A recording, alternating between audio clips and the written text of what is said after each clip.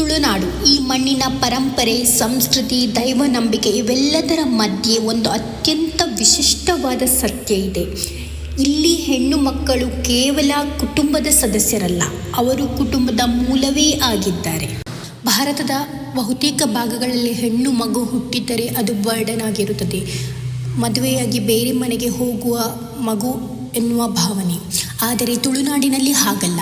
ಇಲ್ಲಿ ಹೆಣ್ಣು ಮಗು ಹುಟ್ಟಿದರೆ ಕುಟುಂಬ ಮುಂದುವರಿಯುತ್ತದೆ, ಮನೆ ಉಳಿಯುತ್ತದೆ, ವಂಶ ಮುಂದಕ್ಕೆ ಸಾಗುತ್ತದೆ.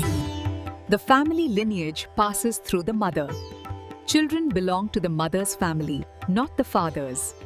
ಅಳಿಯ ಸಂತಾನ ಅವರು ತುಳುನಾಡಿನ ಹೃದಯ. ತುಳುನಾಡಿನ ಸಂಸ್ಕೃತಿಯ ಹೃದಯವೇ ಅಳಿಯ ಸಂತಾನ ಪದ್ಧತಿ. ಈ ಪದ್ಧತಿ ಏನ್ ಹೇಳುತ್ತದೆ ಗೊತ್ತಾ? ಕುಟುಂಬದ ವಂಶಾವಳಿ ತಾಯಿಯ ಮೂಲಕ ಸಾಗುತ್ತದೆ. ಮಕ್ಕಳ ಹೆಸರು, ನಾಗ, ದೈವಸ್ಥಾನ ಎಲ್ಲವೂ ಹೆಣ್ಣು ಮಕ್ಕಳ ಮೂಲಕ ಮುಂದುವರಿಯುತ್ತದೆ. ಅದಕ್ಕಾಗಿ ತುಳುನಾಡಿನಲ್ಲಿ ಯಾರ ಮಗ ಅನ್ನೋದಕ್ಕಿಂತ ಯಾರ ಮಗಳ ಮಗ ಅನ್ನೋದು ಮುಖ್ಯ.